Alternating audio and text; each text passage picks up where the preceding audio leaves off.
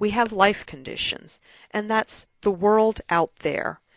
It's how we spend our time, our energy, our resources, and our efforts at addressing various people, problem challenges, needs, and demands. So it's about the external world, but it's also about the internal world. And this little arrow says MCs. They're coping systems, mind capacities, the way we think, our internal neurology, our internal chemistry, our internal psychology. And there's a dynamic interaction between the world out there and the world inside that forms one of these levels of human existence. So, spiral dynamics has a color language, and each of these colors reflects a different level of human existence. In Graves's language, we've got letter pair language. Now, we go through that. But as these different worlds come together, each of these levels of existence refers to a different worldview, a different way of organizing, a unique psychology, a unique way of behaving in the world and seeing in the world. And, as we said, spiral dynamics is an application. And as an application, it looks at how memes, these little white balls, attach to the underlying V-memes or attractors of memes.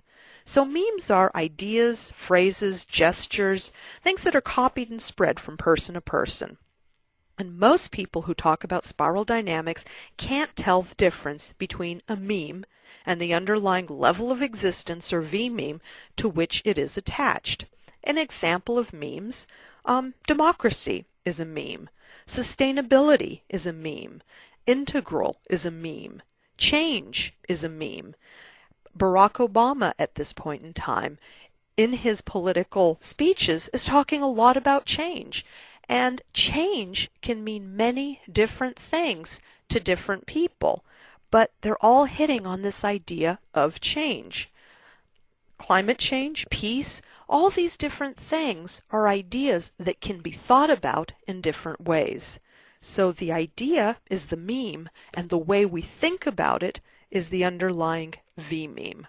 So back to our Einstein quote, where Einstein said we can't solve problems by using the same kind of thinking we used when we created them. Graves said that successful living at a particular level creates the next order existential problems. So on the left-hand side, we have these life conditions, different times, places, problems, and circumstances in the external world. On the right-hand side, we have our mind capacities, the biology, the neurology, the psychology, the intelligences that interact with these life conditions. And as we solve one set of problems, a new set of problems comes in their place, requiring a new way of thinking, solving those problems, replacing them with new problems. So, what is spiral dynamics? It's about worldviews. It's about how we think. It's about how we behave as a result of the worldviews we hold and how we think. It's about different ways of being motivated, different learning approaches, different teaching approaches, different leader-follower relationships, different leadership styles, unique sets of problems. Each one of these levels is a complex that within it has organizing principles that make sense for people living in those worlds. It's also about communicating in different ways. And remember that spiral dynamics talks about how each of these different levels are collectors of memes and how they conceptualize these different memes. So remember, it's not about types of people. It's about ways of thinking about a thing. It's about how people think about different things in their lives. It's about mixes of systems, blends, transitions, dynamics, shifting and changing. People can think about different things in different ways, and that's what we discuss. Many people look at spiral dynamics as 8 colors. They focus on the spiral, they focus on the colors, they focus on the memes, and they forget about all the rest of it. And of course, we have tools to help establish where a person might be centralized or what their spiral stack might be like. And you're looking at a profile here of the, quote, average spiral dynamics course attendee. So we do go through these colors and these systems, and we spend a significant amount of time making sure you understand how each of these systems is motivated, how they see the world, how they behave, and how you can work with people to communicate more effectively within each of their different worldviews. But what is spiral dynamics? It's more than that. The colors are all well and good, but most people forget about the dynamics part of it. We're living, breathing, changing beings. We live in these shifting, moving environments and relationships. And here you see a portion of the dynamics, and this portion is about change. You're looking at the change state indicator. We run through the 5 different change states. We look at different conditions for change and what makes change possible or not. We look at resistance to change. We look at variations of change. So it's important to remember it's not about the colors, but it's about the blends, the mixes, the transitions, and our struggles in this human drama called life. And it's also about the ideas and how they attach or detach and why we war about different ideas. So how can you apply spiral dynamics?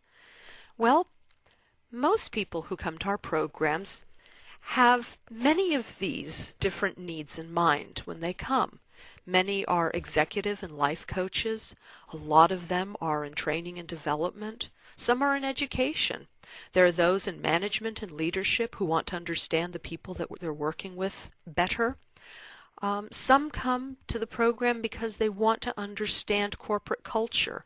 They want to understand how to change things better. They want to understand how to work with teams and groups of people. Others come because they're interested in a new approach to marketing and branding and reaching customers. Some are consultants, some are OD specialists. Many are interested in personal growth and development. They're looking at the mind-body-spirit integration. And others are simply looking to become more effective communicators. So, as a coaching application, maybe you're working with a client who is having difficulty at work. Maybe they can't get along with their boss. Maybe they're having a hard time connecting with other employees. Well, what are you going to do to help them? This model helps you understand where they are and what the gaps are. Some people apply this to training and development. They want to be able to reach different groups better. They want to be able to understand how their groups are thinking and how to change their teaching approach so it actually makes sense for those particular groups. And others are looking at leadership. Chris and I worked on a paper for strategy and leadership, and it's called Spiral Dynamics, the Layers of Human Values and Strategy. And it looks at different approaches to leadership and why different ways of leading make sense in different contexts. And for those who are looking at consulting and organizational development,